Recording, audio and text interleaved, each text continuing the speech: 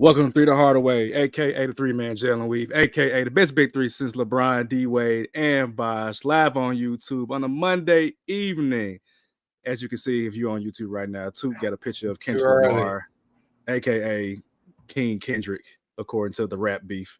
But anyway, before we get into that, man, if you are here on YouTube, leave us a like on the stream, on the video. Of course, comment in the live chat. We got Candy with the alarm clock saying that we late. We actually not late, Candy. That's the thing. We're not late. Time is a construct, man. So we're in the same way that you hit snooze when you wake up, we hit snooze every now and then. Exactly. We just slightly, not meeting your expectations. What Shark can say had the beat in my head as soon as I get the notification. That's how you do it, man. That's how you do it, man. But yeah, like the video, comment on the stream, and of course, subscribe to the channel. Gentlemen, we at 176, man. 24 away. Shout out to Kobe. 24 away from that 200. So again, run those subscriptions up, man. It's almost playoff time. Today, we're going to get into some playoff scenarios / storylines, amongst other things. So lock in with us as we get into the postseason. If you don't know who I am the walking bucket providing instant offense. It's your boy Savage. Up here, we got the coach on the sidelines. Take them to school on and off the court. And when I say it's really shitty, it's really shitty. Shitty, what's good? Hey, man. I know we're a basketball podcast, but real quick, I just want to give my flowers to Mr. Roman Reigns, man. Oh, yeah. Shout out to the tribal chief. I know he didn't win, but, man, when you think about what he's done for that industry, for the WWE for the past 3.5 years with battling leukemia, as well, back and forth, man. Kudos to him. I know it's a new regime now, but shout out to Roman Reigns and everything he's done for WWE. Yeah, Reigns held it down during the pandemic, man. I know it was Drew McIntyre for a hot second, who also won on WrestleMania. What was that, Sunday? Yeah, Sunday. But Roman Reigns, right, and then lost it to Damian Priest. That's right. I forgot about that. But Roman Reigns did hold it down, man. Like he has made wrestling like super popular again, man. Just the storyline of the bloodline and everything that's going on with the Uso twins and Solo Sikoa and all this other stuff. Like he held it down for like a legit 4 years, man. It's WrestleMania was amazing, man. That last match, we can get to it a little bit later, but that last match was like a nostalgia trip, man. Before we get to that, man, we also got your favorite DJ, the sample man himself, Mr. Teshkir. Toot, what's good? Y'all tell me, bro. We got a whole ass start, bench, and cut, and y'all do cut itself. You never seen that like it. He cut himself. Hey, man. I've never ever in my life seen anything like that. But I'm doing well, gentlemen. How y'all doing? You know what's funny about that, man? Like, what's up, brother? I think about like, rap beef, right? And I think about like, of course, we had like Tupac and Biggie and Nas and Jay-Z. We saw like a bit of like Nas and Jay-Z in the early 2000s. I wasn't old enough to know about Tupac and Biggie in the moment, but I do remember like T.I. and Ludacris having that beef, man. One of my favorite ones. T.I. took his shots, but Ludacris, I mean, he stamped himself with that stomp song on that last verse, man. Like you can't play that song and not get to Ludacris. Motherfucker, I'm a monster. I'm a monster in this game, similar to the likeness, bro. And so me as a child growing up in that era, like I live for the rap beef, and we know as music fans that it's nothing personal. It's part of the game to be beefing. And so for J. Cole to go out at his concert as a J. Cole fan myself. And talk about it. Basically submit that I understand like the whole black man mental health, like encouraging each other, but like no, this is like hooping. If me and Toot get out on the court playing basketball, me and him know that it's love, but we're gonna go at each other because that's the game. That is the game, man. So for J. Cole to just go out and say, I give up. I am a disappointed J. Cole fan, and I'm done. He should retire. That's it. That's it for me. I'm done with it. He should retire. Because like you can't say that in the concert and then go back to rapping like you were on first person shooter mode. Like the lyrics he said in that song made it seem as if you that nigga compared to everybody else, and that you would go at everybody that comes at you. Somebody came at you and then you submit, bro. Like nah, I can't, man. So I'm done. I'm out. One thing, and we ain't got to spend too much long on it because it's a basketball pod.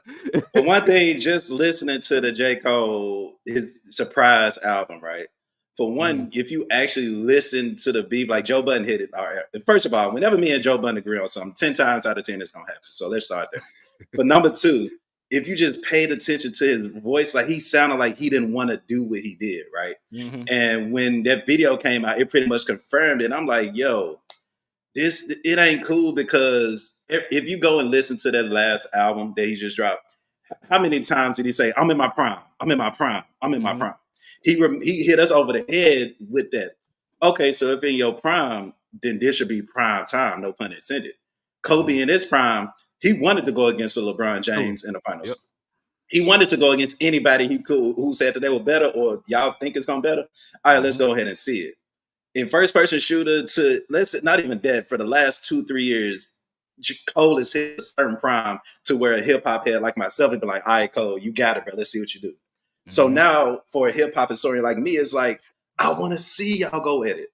Y'all don't have to go back and forth on some beef-ish. Y'all don't have to do that. But as far as lyrics go, it's just rap, bro. Just rap. And the fact that Cole took that away from us, like, I get it, bro. It hit your spirit. You not the meanest person, meanest spirit. I get it. But then again, you, Savage, if you didn't bring it up, I was going to bring up the fact that Ludacris beef. You talk about one of the nicest rappers, nicest people probably in the world, period. But when it came to that mic, I don't care who it is, bro. I'm finna to murder you. Please say out the TIP of my, like, come on, bro. Come on, bro. So J. Cole, he kind of taking that away from us. I hope it's a rollout. I really hope it's a rollout. I hope that, you know, we can enjoy an album, man. We can enjoy an album. I was about to say, I hope it is. We can enjoy it, but at the same time, like he coming out with the fall off, and if this what the fall off look like, then I'm happy. I'm happy about the fall off. Let's bring somebody else up. Let's get somebody else in this big three, or let's figure out who the big three is, because Kendrick ain't nowhere in the big three if we call it the big three, and we gonna call it like we see it. I ain't trying to hear no Kendrick and no big three talk no more. He said it. Now we know it. Might delete this later. She need to delete that shit now. Yeah. He said he was here. He said he gonna take off 2 songs. I'm like, Jermaine, what are we doing? What are we doing, bro? Jermaine, Lamar, Cole, what are we doing, bro? The fact that he said might delete later, and now he's gonna delete it. Yeah. I'm a disappointed J. Cole fan. Like I like it diminishes the value of everything else that he said the past couple of years. Like now I can't take you seriously for what you said on First Person Shooter. I can't take it seriously what you said on Stick on that Dreamville album. I can't take it seriously. I can't, because you making it seem as if you are this person and then you're actually not. Like if you Wale, be Wale. Just rap about love and shit, bro. Don't rap about being that nigga. Like, don't. Shout out to Wale, a good rapper. Yeah, but shout out to Wale. He really held it down by himself with R&B rappers too. I mean R&B singers as well during the time. But I guess the only thing I have to really say about the beef was I don't care. Yeah. I really don't care. I'll be completely honest. I could care less who wins or loses. You want to tell you why? I'll tell you why I don't care who wins or loses. Because besides the beefs that have already been talked about, I'm going to speak specifically about Jay-Z and Nas. Jay-Z lost that battle. He did. Period. And what happened after that battle? I still listen to Jay-Z and I still listen to Nas. Yep. Yep. So I didn't care. I had to be all the way honest with you.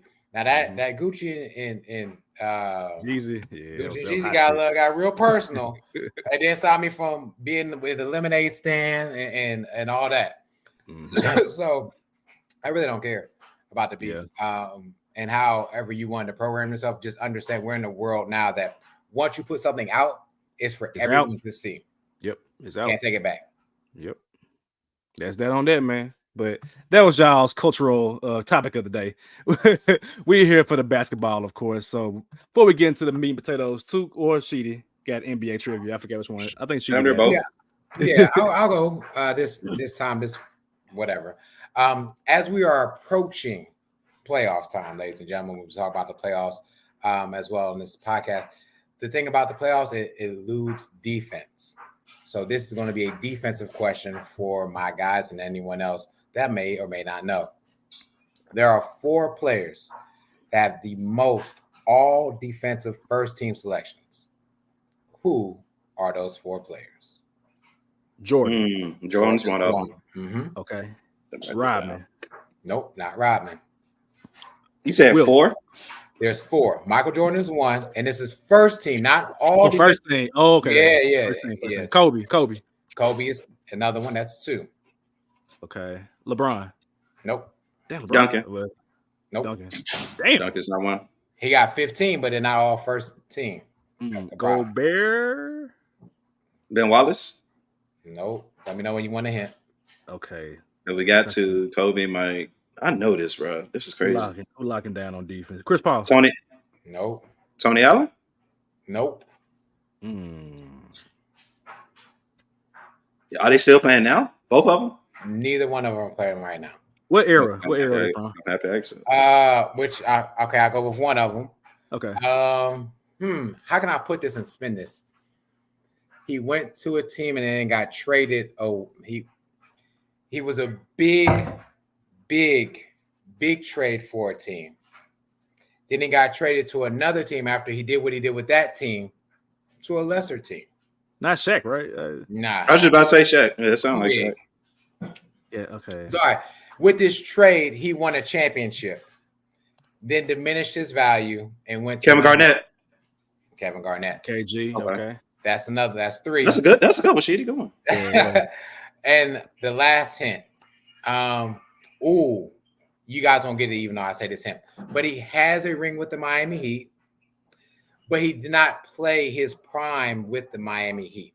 He played his prime. Oh, GP. Okay. Gary Payton. Okay. Mm-hmm. Okay. All right. Yes, sir. GP got how many first team he got? Hey. Let me see. Sorry. Are you with me? He got all these 4 players got 9 all defensive first teams. 9. Nice. I got to find some GP highlights, man. I've been forgetting how he looked when he played. I do got one real quick. Like it should be real simple. Y'all should know this one right off the bat of your tongue. And we going back to rapping. Like, what artist not only let Nas down once, but he let him down twice? Wow. Let Nas down. Next question. I'm not answering that question. I know the answer to the question. I'm not answering that question. I'm just being petty. Y'all know I'm not gonna end off of that, man. Like, come on, dog. Can't over here. Like, did y'all like he said his second album was trash, but then compare his second album. You're the wrong person to call somebody album boring, bro. I have nothing to say. You might do it later, okay? I have nothing to say, man. I have nothing to say. That's all I can say. You let Nas down twice, bro. Nas don't come back. Hey, man. I'm kidding. As a fan, as a fan in general of like music and sports this weekend, I've taken 2 L's because J. Cole lost, and then Caitlin Clark lost. I'm also a Caitlin Clark fan. But my question to y'all, and we're not gonna get too deep into like the whole Caitlin Clark sackline thing. Like, what do y'all see, or how do y'all see Caitlin Clark's career playing out in the WNBA? What kind of career y'all think she gonna have? That's a really good question. I don't think she's going to be as productive as what people may believe she's going to be. I don't know what people are perceiving to be. She's going to be like a WNBA champion multiple times. I don't know. She didn't really get it done in college. So I don't know what's going to happen in the pros. But I mean, I guess she's going to be probably the number 1 pick with Indiana. She's probably going to get a few All-Star games. I believe so. But I don't think she's going to be like stupendous. Is she going to be like a Cheryl Swoops? Is she going to bring the Comets playing championships? I don't see that happening, to be honest. I think she'll just be a great player, or good to great player. And that's as far as I'll take it from Caitlin Clark. I don't think it'll be more than that. I think she'll be a multi-year All-Star. I think we'll be looking like Sam, as you called her, Steph Curry / Steve Nash. I love the Steve Nash comparison. Because what I see in Caitlin Clark and being effective at her is a faster offense, a faster tempo, just like Steve Nash in the second offense. You know, she may average 15, 20 a game, but she'll average 8, 9 assists, 10 assists maybe as a career average itself. But she's a game changer. She changed college sports. Not only just her, though.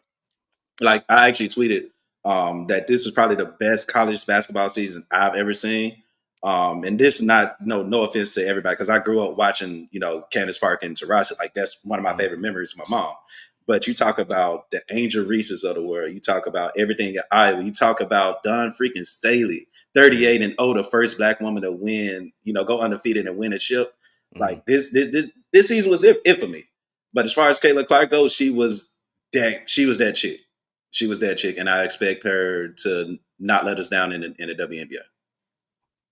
Yeah, I agree. I don't think she's like the GOAT for college basketball. I mean, I saw Candace Parker, ladies. I saw Maya Moore. Like, nah. Taurasi. Like, I saw all these players who was cold. Like, nah. But I do think that there's something to be said about her going to Indiana with Aaliyah Boston, who's a big for them, who went to South Carolina and played very well, won her championship in 2022. And I think that I'm excited about that duo of maybe a pick and roll with those two. And with Iowa, with Caitlin Clark anyway, her teammates, they were good. They're not terrible. They were good, but there were so many times where they lost the ball on a pass, where they missed a layup or missed a jump shot. Now, Caitlin's going to have WNBA teammates who are good enough to be on a WNBA roster to make those shots. And in my opinion, that takes pressure off of her so that she don't have to score 30 points a game. She might get 20 points, 18, 19 points her first year in the WNBA. So I think she's going to be a star in the league, obviously. I think she'll be multiple-time All-Star. I think that she can win MVP, maybe like once, depending on how well Indiana rises up. Or it might be a thing where like her and Leah Boston, they might both be the best player in the WNBA at some point in terms of like they might have Aaliyah 1 year, might have Caitlin 1 year, depending on how well it goes.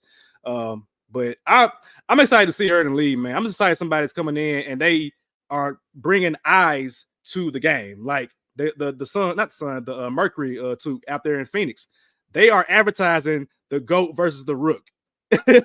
They are literally advertising that first game of Taurasi versus Caitlin. No lies told. No lies in that promotion from me. Nope. And Taurasi talking hot shit. I love it. She's talking hot shit. I love that shit, man. Like, so I'm excited. Like, as a basketball fan, I watch WNBA, but I think as a casual fan, we want to see that matchup, day one of the WNBA season. So shout out to Caitlin Clark. Shout out to everybody in the WNBA. Is that day one? Just day one? I think that's day one. I think it's the first game of the season. So, what I also will say is what I appreciate about this, and we'll keep moving for Caitlin Clark, is when she gets to WNBA, it's not going to be as much pressure. Mm-hmm. Because I feel like she's done so much for the college game. There's so many eyes on her. It's going to be nice for her to be like, okay, I don't have to be always the best, to your point, all the time, right? And I really, and the Tuke's point that he's made multiple times before, to your point about MVP, I think she's really in the running during her third year. Yep. Mm-hmm. Her third year. Third year point guard. Yeah, it'll be down the road. We've seen Sue Bird play well. We've seen Vandersloot play well. We've seen Kelsey Plum took her 5 years to even get okay in the league, So we'll all be watching it, man, because Caitlin Clark is a polarizing player right now. Angel Reese is a polarizing player. There's a lot of good players coming into the W next season. But from good players to Hall of Fame players, 2024 Hall of Fame class for the Naismith Basketball Hall of Fame. Here are the candidates that are going in for the upcoming year. You got Chauncey Billups, of course, most of the times with the Detroit Pistons, had a brief stint with the Nuggets and the Knicks, and he's been around the league a whole bunch. Boston, who else? Minnesota. He's been around, but primarily with those teams that I mentioned before. Vince Carter, half man, half amazing. Raptors, Nets, Magic, I think Suns, Grizzlies, Hawks. he bounced around teams. 20 years. 20 years in the league, man. But definitely one of the most dynamic players we've seen coming in the early 2000s. Michael Cooper played on those Lakers scenes with Magic and Kareem. Walter Davis, Bo Ryan, coach of the, I think, Wisconsin Badgers. Charles Smith for the women's game. Simone Augustus played at LSU, played with the Minnesota Lynx with Maya Moore, 4-time champion, won MVP, multiple-time All-Star. Like, she's one of the best women to ever do it in the game. Also, Dick Barnett, Harley Redden, Michelle Timms, Doug Collins. Shout out to Doug Collins. Herb Simon and Jerry West for the third time. Jerry West, he getting into the Hall of Fame. So for what? I think he as a contributor to basketball.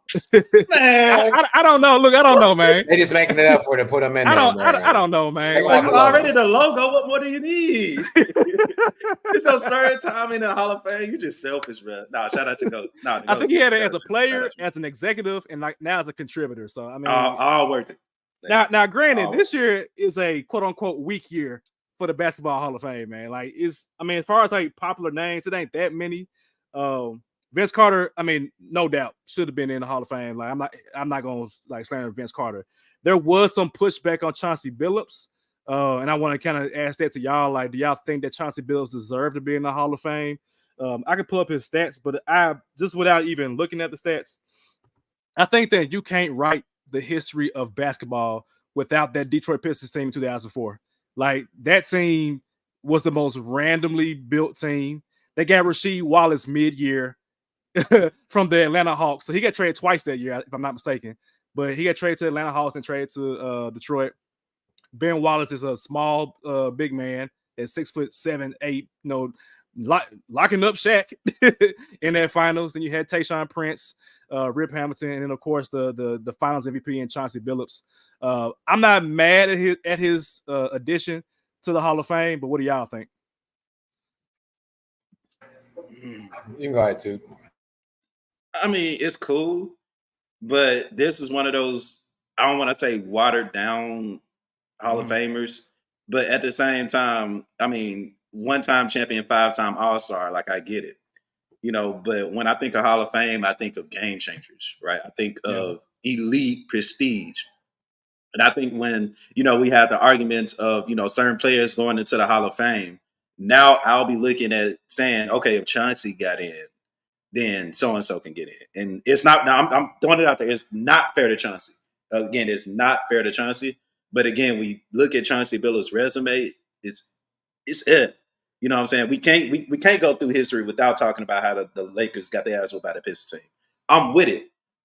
I don't want to give a star to a moment, rather a star to an actual star. I don't even say not a Hall of Fame player because I guess he will be, but Here's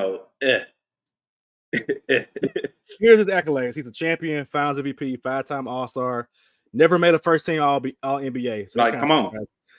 One-time second-team All-NBA, 2-time third-team All-NBA, 2-time All-Defensive second-team, and that's the end of his accolades. And that's a very weak list. It's a very weak list, man. That's it. That's it, man. That's what I'm saying. Like, I'm not trying to hate on Chauncey. I'm not. Yeah. But if we talk about like records and resumes, this is probably one of the weaker resumes we've seen in any All-Star. And it could have been anybody outside of Chauncey. You put Blow Joe on here. I was talking about him. Mm-hmm. Yeah, the only thing I like about Chauncey Billups' resume, which is you actually didn't even state, is that he has a winning record against Kobe, LeBron, and MJ combined. It's the only stat that he has.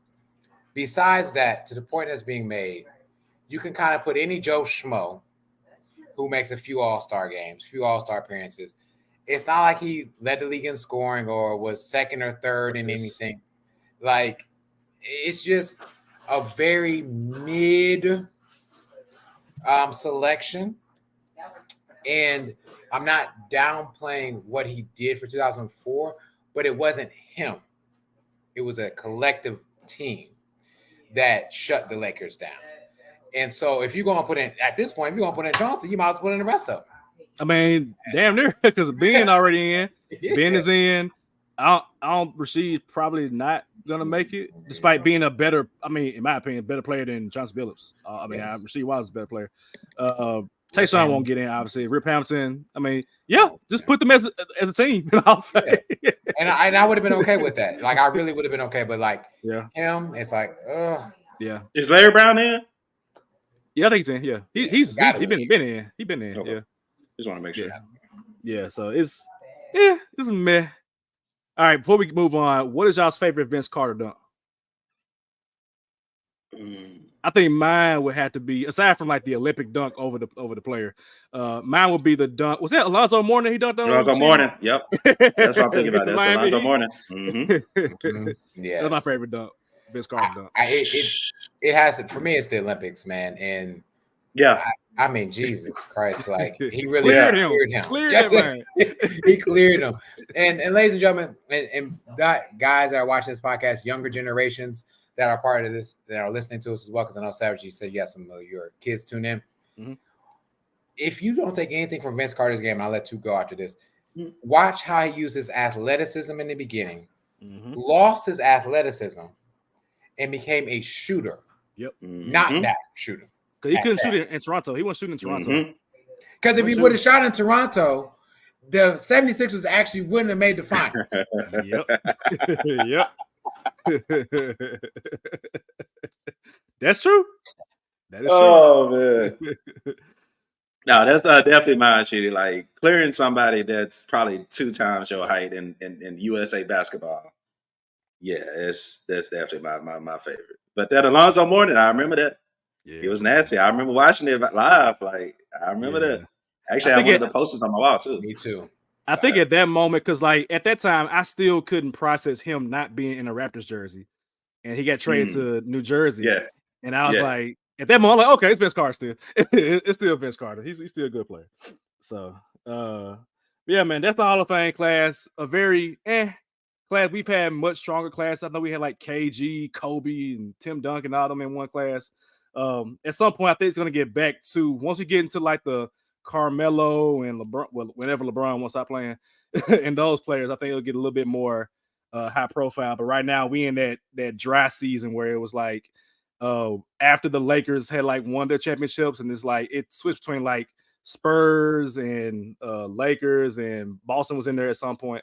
Yeah, it wasn't that many good teams aside from like the primary people that we already know about. So I don't know. I guess we'll see who will pop up next. Let's look at next year right quick just to see who on the ballot for 2025. Yes, was it like that to wait 5 years, don't they? So retired in 2020. Okay, so that is 2026. I don't see 25. They got Melo in 26. Maybe Dwight Howard. Come on now. No, ain't no maybe about it. Yeah, I mean like 2025. Okay. LaMarcus Aldridge. Disrespecting for 75. LaMarcus Aldridge is gonna be in there. No. Sean Marion, Stoudemire. No. Marcus All. Yes. Rondo. I think Rondo should get in. Yes. I think Rondo should get in. If you putting in. If Chauncey get in. If Chauncey get in. Exactly. Y'all see where I'm at now. Y'all see where I'm at now. Y'all here already. I think Rondo would have got in regardless, in my opinion. Rondo led the league so many times, man. And then he was a crucial part of Boston winning and LA in the bubble. And LA winning. Yep. Yeah, because they don't win without Rondo. They not win without Rondo. Joe Johnson.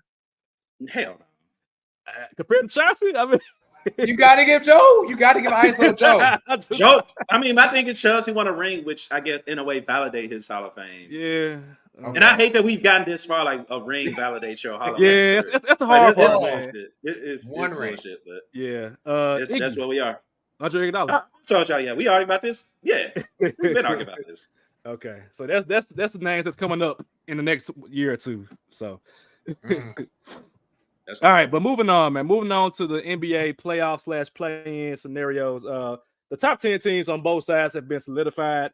The play-in is kind of up for grabs on both sides. So on the East, we could have anywhere between, I'm gonna say Indiana at 6, Philadelphia at 7, Miami is at 8, and I think Chicago and Atlanta are locked in to their position. So there might be some movement within those last 3 spots. Out west, we've got Golden State is at 10, LA is at 9, Sacramento is at 8. The Pelicans are at 7, and Phoenix is right outside of the play-in at number 6, and then Dallas is 2 games ahead of Phoenix and New Orleans at number 5. And those are kind of like the moving pieces at this moment. But I did want to ask y'all, just like, what are some things that y'all are looking for in terms of like the rest of this season going into the playoffs? I know for me, I'm looking at the Eastern Conference standings right now, and I checked it yesterday, and I was like, damn, I didn't even realize that Boston got a 15-game lead over the second seed, which happens to be the Milwaukee Bucks, who have been terrible since they hired Doc Rivers. They like, what, 15 and 17, if I'm not mistaken? And for them to still be in second place is wild to me, because they were in first place when they fired Adrian Griffin. They were 31 and 17, if I'm not mistaken.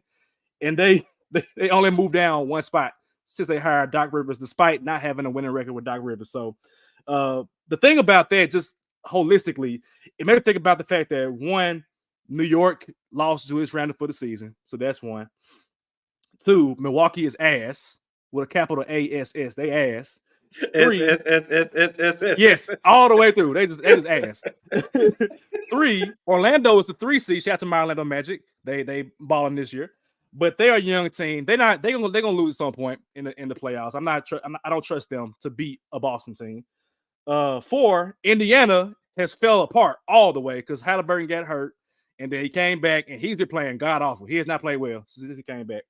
And then everything else, Embiid's coming back he came back for Philadelphia. Miami, Sheedy, I'll let you speak about Miami because it's hard to trust them right now, given how they look.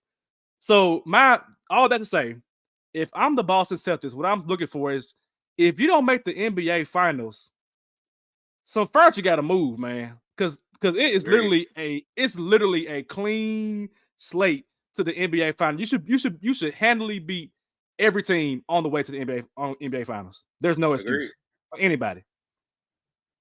The question is, that first round matchup probably will be Miami, Sheedy.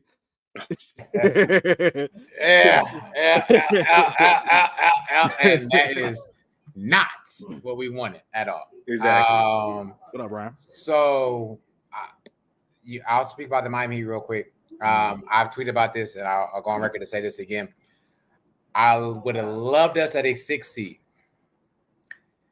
Us being a play-in seed or play-in tournament again, I don't like our chances to advance far after the play-in scenario. You ask why? We're just not clicking. We should have beat the Pacers last night. If we beat the Pacers last night, we actually move up. Mm-hmm. And now we've created more of a gap between us, and now we're more of a playing. It's locked in for playing.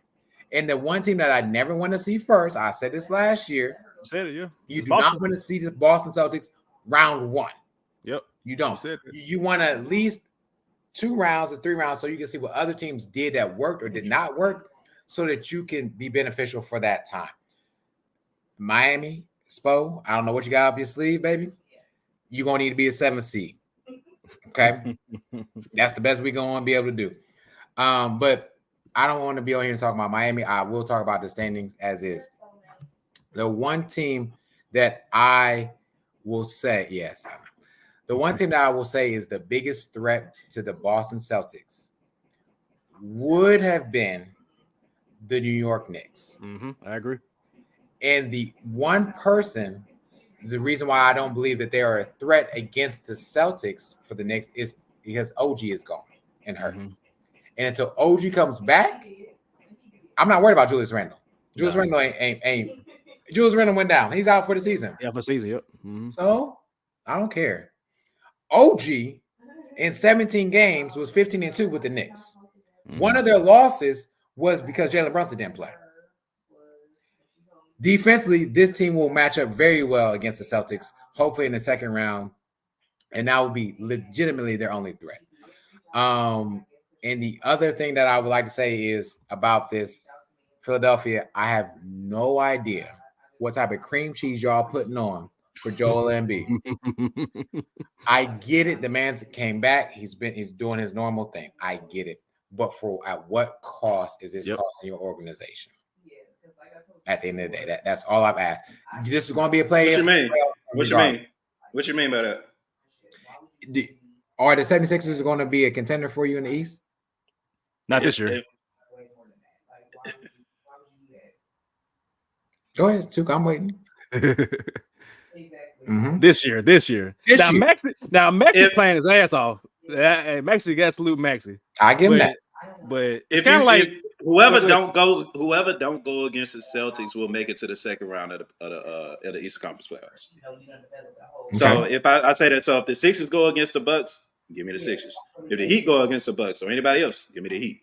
But the Celtics, I came into this season and said that this was from top to bottom, outside of the Nuggets, was the best roster in the NBA, and they've been performing like it. But we're tired of seeing the Celtics like this.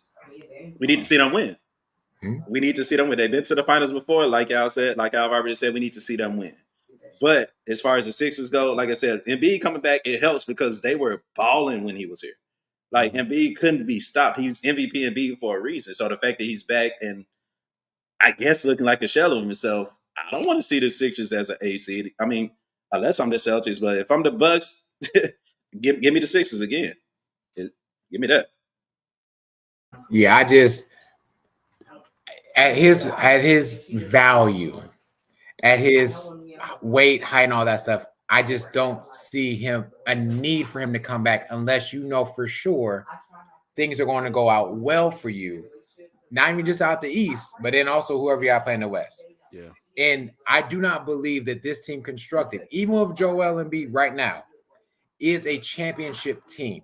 Even if Joel Embiid was at 100% right now, ladies and gentlemen, I'm saying this right now, I still do not believe this is a championship contending team because they don't have another piece. Maxey is on and off, but he's on right now. Joel Embiid is never off. What Buddy Hield been doing since he got traded? Hey, that's Good point. Elephant in the room. That's the elephant in the room right there. Good point. That's the elephant in the room. I'll leave it at that. But to the point that's being made, and I want to make sure I say this very strongly to all Boston Celtics fans, and make sure we clip this. How long is y'all's window supposed to be? Y'all been in the finals every year, or the finals, or the Eastern Conference Finals, and yet we still can't get the 18th banner. Man. To be fair, because I'm with you, Sheedy. How long is that window going to be open? But you got to understand that window open because their young players were able to ascend way quicker than expected. So with Jason Tatum and Jaylen Brown finally getting on their second contract, now would be the time to go ahead and make shit happen. But you know, if they don't make the finals this year, it's trouble. It's trouble. It's trouble. Is it make the finals or win the finals? I would prefer them win, but you can make it, and I'll be happy. I say make it, but by then you've made it twice? Twice? By that point, you gotta win it. You gotta win it now, man. Like, all right, we get there, we paying all this money. It's time to win. And y'all are two elite players, you're two all-star players. Derek White is playing well. You got Tillman now. You got your backup big man that plays, in a row. So it's like now it's time to win. And honestly, aside from Denver, exactly. Aside from Denver, like I don't care if it's Clippers, I don't care if it's Timberwolves, I don't care if it's Lakers. You got to win. If you lose to Denver, that's Joker. Like I understand that. Even if it's Phoenix or whoever, like you got to win, dude. Because you got to be Phoenix. You're a way better team than every team except for Denver. If Denver makes the finals, okay, we can check on that. I can agree with that. Okay, got to win. I'm with it. Yep. You had something to? No, I was saying you got to be Phoenix if you go against Phoenix. Like you got to be done. But Denver, that damn Jokic in the playoffs. repeat. Look, I don't care who it is. If I see Jokic in the playoffs, I'm bowing out just like Jay Cutler. No, I'm just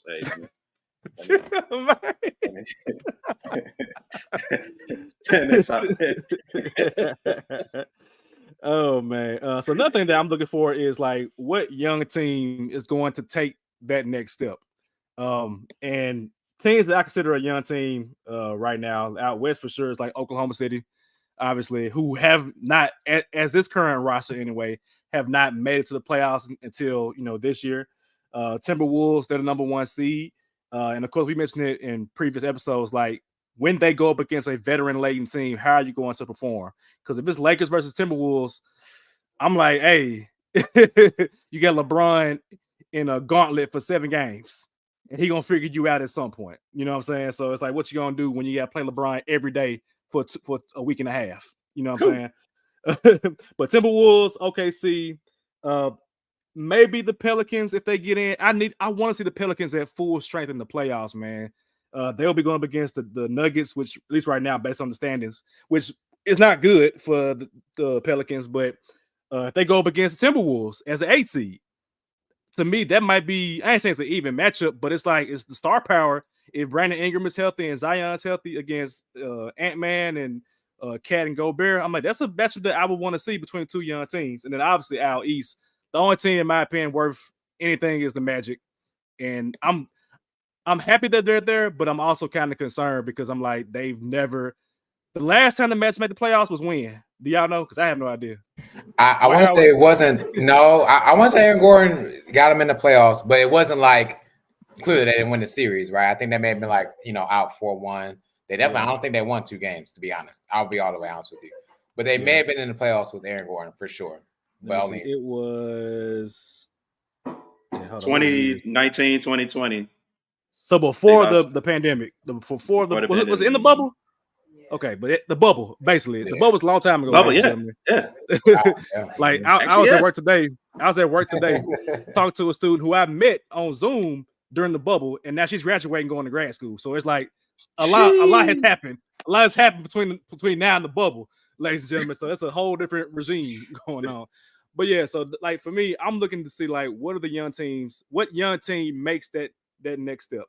Because I know as a Grizzlies fan myself, like I'm ready for them to take the next step, but it hasn't quite happened just yet for the Grizzlies. But what team, in my opinion, just thinking about it long term, would make the next step that they need to take to be considered like an elite team in that category?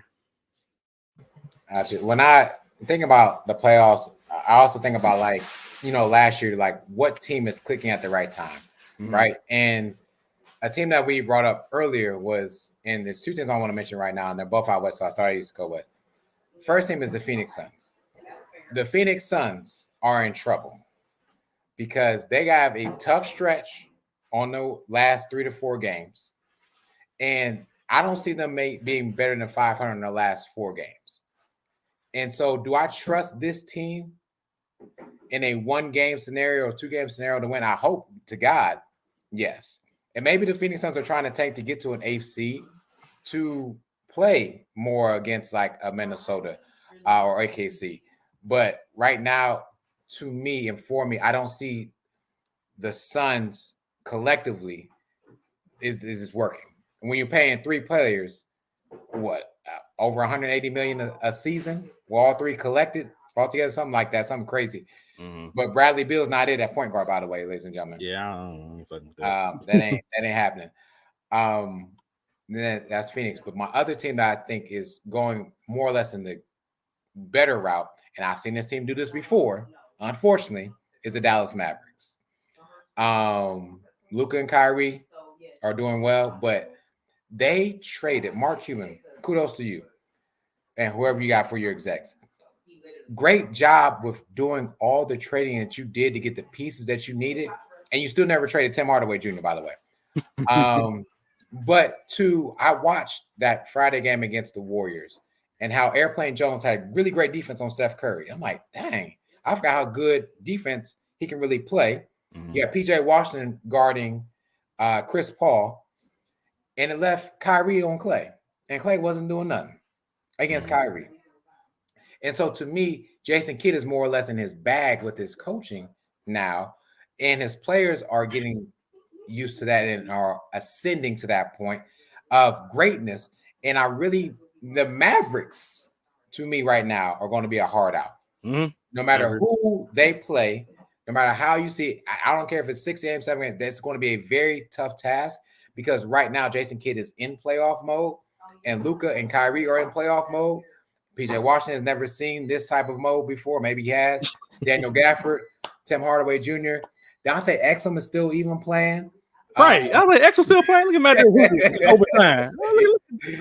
And send it to overtime, right? And they have a lot of good pieces that are now gelling. It's all about timing. And so that is a team. I know you talked about the youth. Now that they actually did get a little bit younger, actually. Yeah, Derek Lively, he's young. Yeah. And so I give it to them. They're not going to get probably better than the 4th seed. They'll probably stay at the 5 seed, but they're not going to lose and be at playing. Last time we talked about playing teams, the Mavericks are almost on the outside looking in. Yep.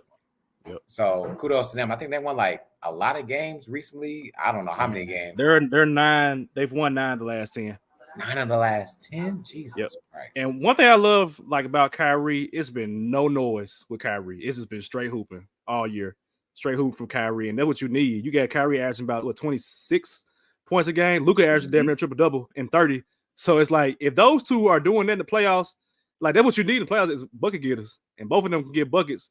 And then you get your lob threat and Lively. If Tim Hardaway can knock down a 3-point shot, Harrison doing his thing, like they got the Clippers in the first round. And the Clippers, they've been playing better recently. But before then, they were struggling. They were struggling. James Harden is James Harden, ladies and gentlemen. That fat suit about to get out in a second. Look, it's rumors about Paul George. Will he stay? Will he not stay? So yeah. And he's been put on a clinic. PG. Yeah.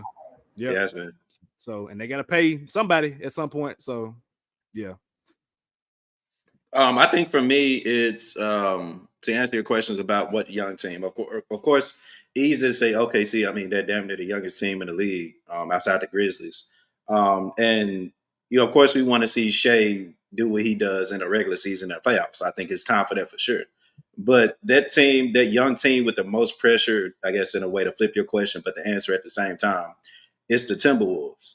Like if you look at the team that the Timberwolves is, and we can kind of do like a deep dive into it, right? Karl Anthony Towns, I think he comes back this week, hopefully, maybe.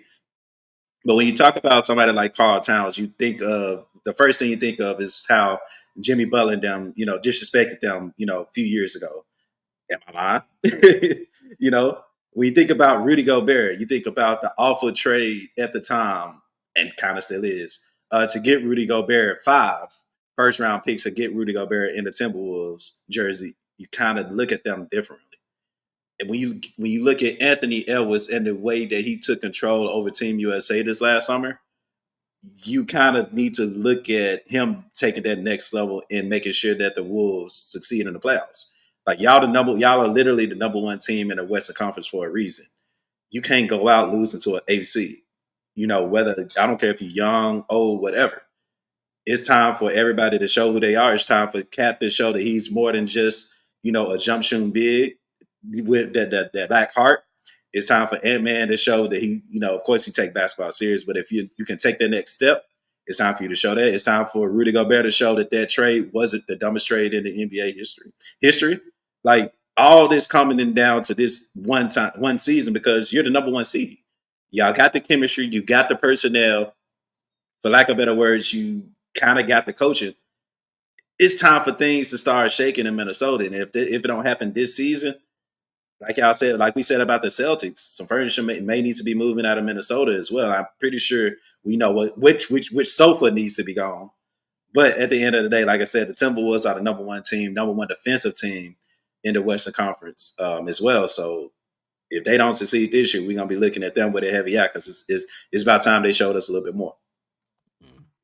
I don't want to say that the Timberwolves like this season is fugazi, but I feel like it's kind of like when it's your turn to win like a championship or whatever, you got to do it while the opportunity presents itself. And to kind of compare it to like in the NFL is the most parity filled league because at any time anybody can be good. We've seen teams win the NFC East in football. It can be the Eagles 1 year, the Cowboys 1 year, the Giants 1 year, Washington 1 year.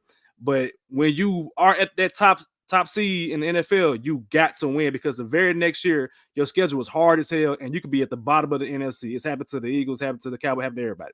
And so if I'm the Timberwolves, you have to understand that the teams that are at the bottom of like the West, as an example, the Grizzlies will not be the 11, 12 seed next year, ladies and gentlemen. They're going to be a better team. I don't know where they're going to be yet, but they're going to be competing. They're going to be competing against the Timberwolves. The same with these other teams. Golden State, they're going to make some changes around Steph Curry. They're going to be better next year. Lakers are going to be better next year. Or we going to assume, ladies and gentlemen. We're going to assume they're going to be better. I don't see the Timberwolves dominating that division going into next year. So with that being said, like while you are in this position, you damn sure better not lose in that first round because right now your team is not like in terms of like long-term success.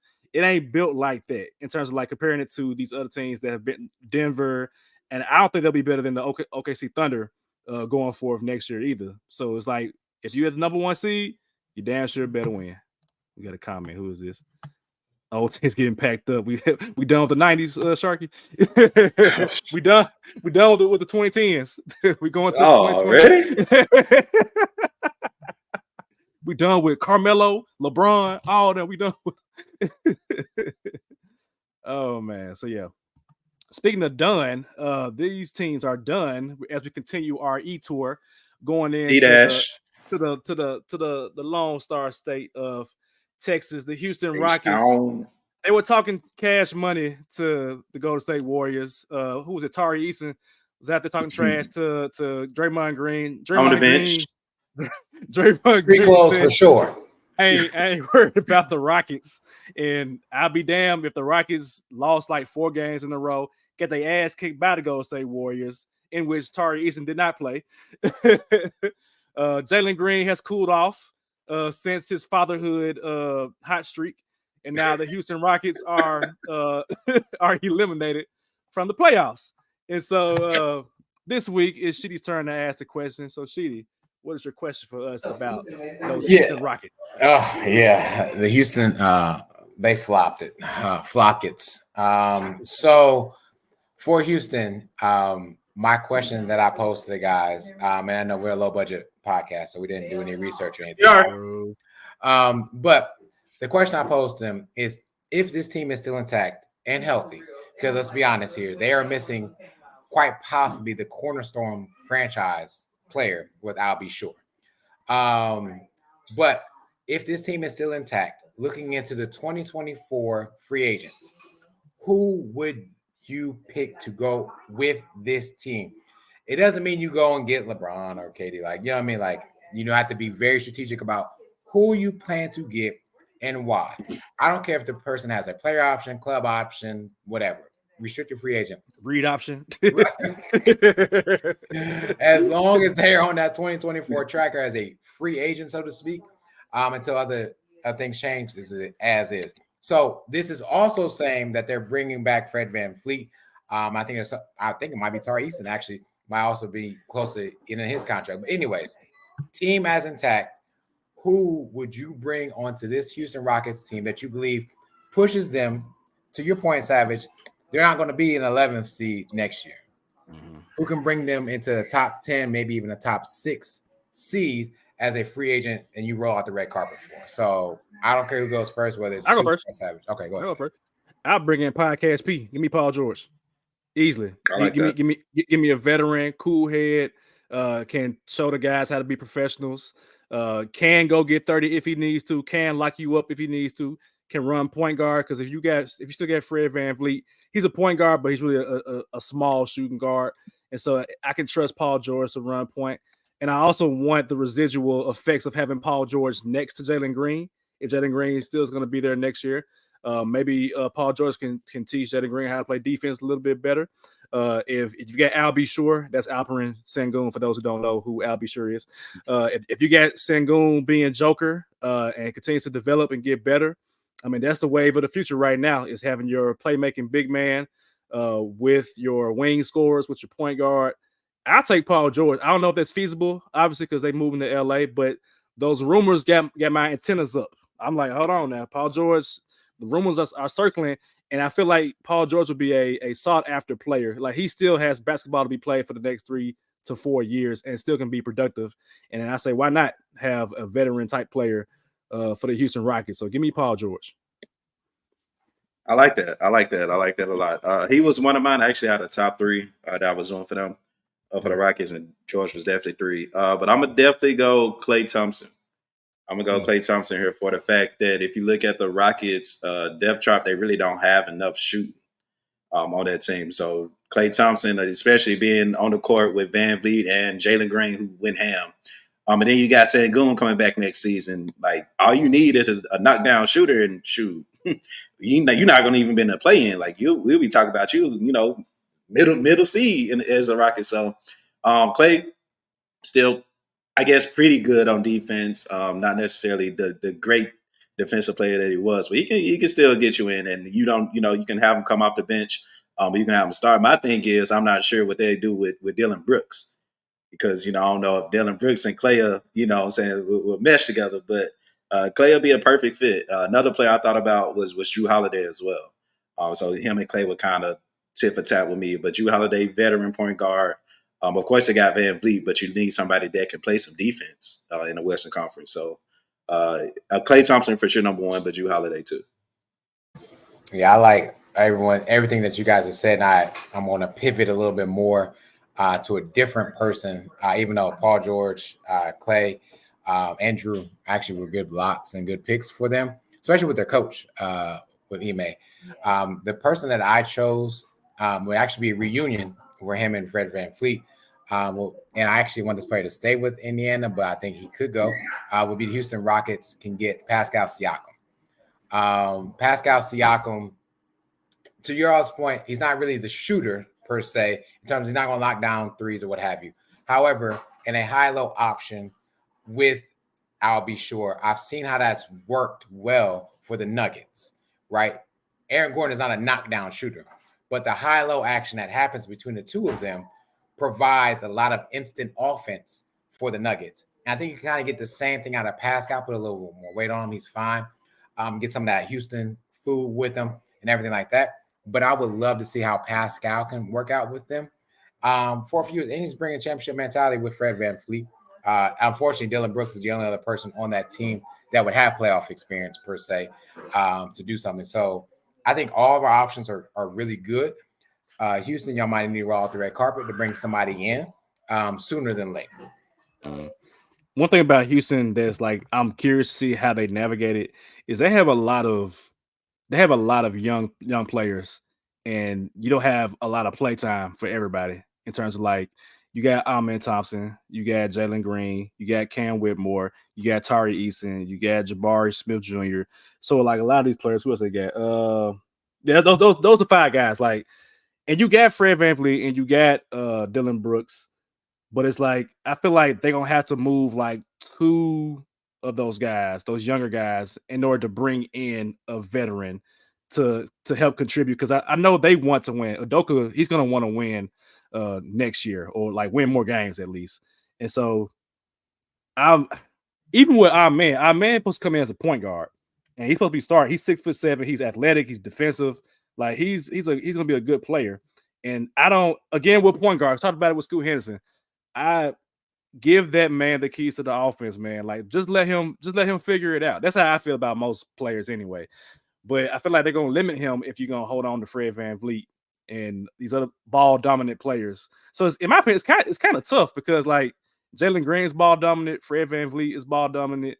Dylan Brooks can be ball dominant, and it's like you draft. Ain't no can be. Ain't no can be. Now chill. No. You ain't getting that one. Nah, you ain't getting that one. We synced it. Like nah. Yeah, man. Like they're gonna have to figure it out. Like, and that's I guess that kind of gets to the next team down the road. We'll get there in a second, but like I want to see Houston commit to bringing in somebody that's a difference maker. Where was it at? Ryan talked about like Jalen Brown again. If things fall apart for Boston, I doubt that happens in terms of like Boston's gonna make the finals. They better make the finals. That's how I feel. But like they had to bring in a player that's like I don't want to say franchise changing, but like a needle moving. I would say I don't know. Because you got so many young, I ain't mentioned Sangoon with the young players. Like he gets the ball a lot. So you got 6 young players that need the ball in their hands, man. So you need some more specialists on your team that know their role. Like Klay Thompson actually is a great point for Houston. Like a player that just come in and set screens, get open, make a shot. Like that's all they need. They don't need any more ISO scorers. You got enough of them. You don't need no more of those players. So. Same for fences for Jalen Brown. Yeah, that makes the most sense to me. So, but yeah, Houston, they actually had a good year, man. I thought they were gonna be trash this year, but Udoka proved himself again to be a good coach. I think they just had a lot of young mistakes this year, while also having now one thing that will not be the same next year. Dylan Brooks not gonna be on a hot streak all damn year because that man was shooting about 50% from 3 for about half the damn season. That is an anomaly. I hope it's an anomaly because I'd be mad if I'm a Grizz fan and I see Dylan Brooks knocking down threes when he couldn't hit the ocean with a beach ball with Memphis. But I don't expect him to be knocking down shots like that next year. But if he is, then hey, just put your hands up, man. That's all you can say. Put your hands up. That's all you can say, man. Yeah. All right, going to the next team. Yeah. Utah Jazz. Same question posed to the fellas, man. Who would be a difference maker, needle mover, so to speak? Who can push them into the top 10? Because they've kind of been right outside the top 10 these last 2 years, actually. So who can be that presence for them? I mean, that's for anybody down there too. So I did some research about the Jazz because I feel like they don't have a point guard, like a true like point guard. And so their leading assist person is Jordan Clarkson at 5 assists per game, which is good for, I believe, 39th in the NBA amongst players that have passed the ball for an assist. So your best player is 39th in the NBA. Ladies and gentlemen, there are 30 teams in the NBA. So he's below the average, I guess you could say. But they also are like, I want to say top 10 in assists. So the ball moves around to the point where like everybody's getting an assist. But that don't mean y'all winning games. That's the only issue. I see that, and I just see that they don't have a clear floor general that's going to set the table for a player like Lauri Markkanen, for Walker Kessler, for Colin Sexton, for Jordan Clarkson, for these other players they got on their team. So I feel like Utah, and this might just be historically they perform better when you get a true floor general. That can be, in terms of like the Jazz, that can be Pistol Pete, that could be John Stockton, that could be Darren Williams, that could be Mike Conley. Last year, they need a floor general point guard. My options were Tyus Jones as an option, and that's not an exciting option for the Utah Jazz, obviously, because I mean Tyus Jones is not an all-star, but he is a floor general. He is a starting point guard for an NBA team. It's kind of discouraging because he was with Washington, which is one of the worst teams in the NBA. But Washington is immune to success. That's nothing new on this podcast. It's been 2 years for us saying that they were the Wizards, and that's what they continue to be. But we've seen Tyus Jones be successful with the Grizzlies when they got talent around him that can help score. And we've seen him get like 20 points, 10 assists. He can do it if he needs to do it, but he's a top-notch playmaker, the best assist-turnover ratio for the past few years. That's what he does. So Tyus Jones is one option. My quote-unquote dream option, which won't happen, but this is the scenario that Shitty told us to do. Lonzo Ball. If Lonzo Ball is healthy, he's a tall, lanky point guard like Jordan Clarkson, but he can play defense. He's going to pass the ball. He can score at the rim. It's a matter of health with Lonzo Ball. So Tyus Jones ideally will be my option for them. Lonzo Ball, if he's healthy, because I don't think Chicago wants Lonzo anymore. I think they're going to try with him next year, maybe if they can, but I think Lonzo don't even want to be in Chicago regardless. So those are my options. Good point. Kind of took mine a little bit with Lonzo. So I'm gonna go Paul George for one. I think when you think about what the Jazz need, you hit the hammer on the head when you said that like they all get, like I've seen a couple Jazz games and they're dogs for one. Talent, they got to get more talent, but they're dogs. And everybody passed the ball though. I mean, even Lauri from Markkanen, he passed the ball. Like Colin Sexton, we know him to be a little of a ball, but on this team, you kind of got to be. But they like playing with each other. They're actually not bad to watch. They just uninteresting, right? Like we watch the roster. So I think Paul George can definitely come help with that, help with like the superstardom in it, help with the scoring. And I also like Tyus Jones. But my thing is like Keontae George is coming into his own. I know that's not a name that a lot of people know, but 5 assists a game, underrated. I think once you get some more seasons up under him, we'll be talking about him a little bit more. But like this team, like I said, is team players that a lot of people won't know, but they play hard. There's some dogs. But you just, like you say, got to get the talent up. So somebody like a Paul George, or, I mean, they ain't going to make the playoffs anyway. So you can add a James Harden that can come and, make ticket sales and I guess essentially you'll be better, but again, you ain't gonna make the playoffs. So it's like what you're doing. But either Paul George or James Harden, just some of a veteran that can come in and do a little bit of everything. I'm actually not mad at James Harden because I feel like he probably would enjoy the Mormon lifestyle. He would. Well, not the Mormon lifestyle, but he will enjoy being the number one option. Again, yeah. But yes, that. But also back to him in the Mormon lifestyle, ladies and gentlemen. Like, what made you say that? Know that. People probably don't even know what that even means. What? Interesting enough, you have taken what I was going to say, which was Lonzo Ball. Reason why I'm high on Lonzo Ball to go there is because I think Chicago is done. Chicago was trying to quote unquote amnesty him right these past year or two because of his injury. They might say amnesty. It's been so long since I heard that damn word. Amnesty. We just throwing out vocab terms today. But like, he needs another chance. And Chicago's a big city. There's nothing in Utah, realistically, besides for Lonzo to train, get better. He don't have to wear the same shoes as his brother, right? He don't have to wear the Pumas because I guess Dad talked about it. I'm going to get into that. But this is a new start. And Lonzo Ball is a floor general when healthy. When he knows what the offense needs, he's good at it. He's great at it. Does that affect the other players? Yeah, it will. Well, if he puts on the suit, who knows what color he'll be. Hold on, because you really just called him Santa Claus. You seen him in the fat suit. Can't deal with y'all, niggas. You just called him Santa, bro. We in April, bro. Hard and claws, okay. But Lonzo, I think it's just a breath of fresh air. Like, you just go there. There's not a lot on you. Perform, do what you got to do, rehab. It'll be great. And I also looked at to part about assists. It's almost the same thing, same problem I have in Miami. Like, there's no like true great rebounder. Everyone rebounds, right? Everyone has their role to play or collectively to play. And so I would like Lonzo.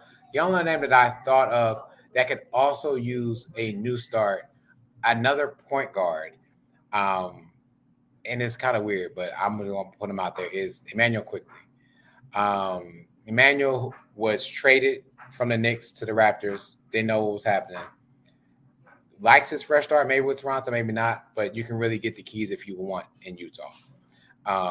If so. I'm not saying roll out the red carpet for Emmanuel Quickly. I don't think he's worth north of $25 million. But I would give the carpet to Lonzo Ball because I've seen him perform well. And I know this is post-injury Lonzo, but still, I would still give Lonzo a chance, even on a 1 or 2 year contract, to see what he can do. Especially, people forget how good Lauri Markkanen can really be if he had pressure taken off of him to really score pretty much all the time. And I think Lonzo can also provide that. Lonzo was also a good shooter, by the way, probably the better of the ball shooters right now, because Gio is where he in Mexico still, or he's somewhere. Man, Gio, yeah, Jello. He's somewhere geographically. This man gave him a whole nother name. Call that man Gio. He called him man Gio, dude. G.I. Joe. Gio, yeah. G.I. Joe. You gotta love it, bro. Anytime you come on this show, you gotta love it, bro. Got to. Oh man. So before the show, me and Shitty was looking at Lauri's contract. I'm laughing at Ryan because he said Gio. Gio Ball is crazy, yo. But I was looking at Lauri Markkanen's contract. He's only making $18 million next year, which for his game, he's only 26 years old, so it's not in his prime just yet. And it got me wondering, like, does he end or does he even go into next season being on the Jazz roster? Especially like if somebody offers like a first round pick or the top pick or second pick or whatever it is, because I mean this draft is not really a super duper exciting draft in terms of like talent, not like oh, excuse me, I'm sorry. What? I said Memphis. I'm sorry. For those dudes don't know, he said Memphis. but I'm just man. Like, I mean, that eclipse got me sick. Oh, world, look, man, if you this man too, I'm gonna mute you, nigga.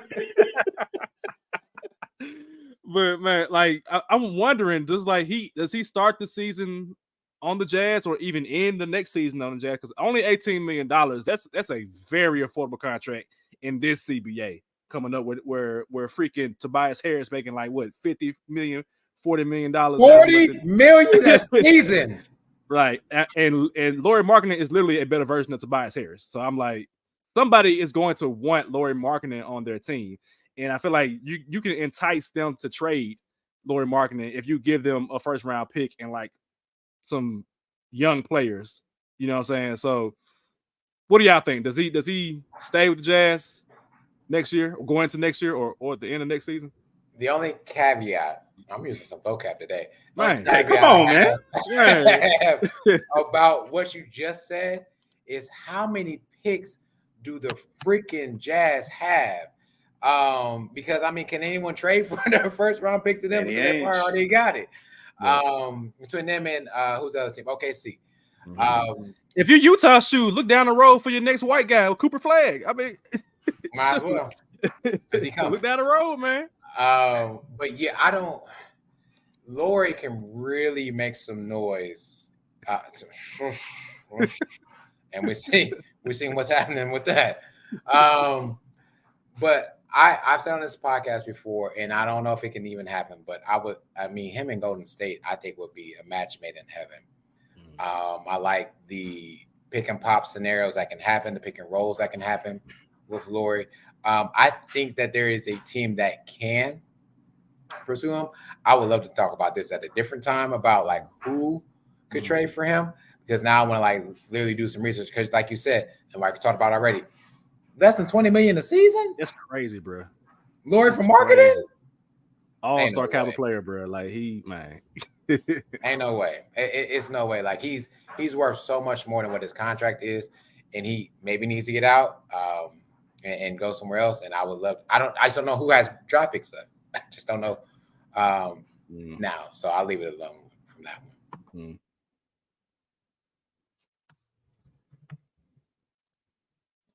I don't think it's I was like, we said you already had to say what your sneeze. You know what I'm saying? No, I like the Jazz. Like I said, Jazz, man, a lot of people won't see it, but a lot of people don't know the players on their roster. I've seen, like I said, a couple times, they play hard. Will they make the playoffs anytime soon? No, not really. Do they need to blow it up sometime soon? I would hope so. Why not? You probably gonna get Cooper Flag anyway. So just blow it up, man. Lauri's probably one of the easiest trade targets that a lot of teams would and could use. But we know who calling the shots over there. I think he probably would have been traded if Danny Ainge wasn't calling the shots. So true. I mean, that's something you got to pay close attention to as well. Let me actually look at Lauri's stats this year, because I haven't watched a Jazz game in a minute. Because he's like 25, 8, and something. Let me see. That's crazy, man. All-star, by the way. Yeah, 23, 8. 25, 8, 23, 8. Okay. Yeah. Which is, I mean, that's like, I'll take that. What? Yeah. 23.8 points. Shit. Man, I'll take that. You said 23, 8, and 5? Yeah. Wow. Man, look, it's gonna be my number 2, my number 3 on my team, bro. Shoot, but Utah, I think Utah, they just got to get young. Just go ahead and buy into the tank and just start. Danny Ainge know how to build a team, man. He know how to do it. So just let him do him. And just go from there. So before we get up out of here, the men's national championship is on right now. Who did y'all have winning? I got UConn. I think UConn gonna win easily. Not easy, but they'll win. Yeah, you've been going Clinigan, so I'm gonna roll with Clinigan with y'all. Okay. Yeah, I'm gonna stick with UConn as well.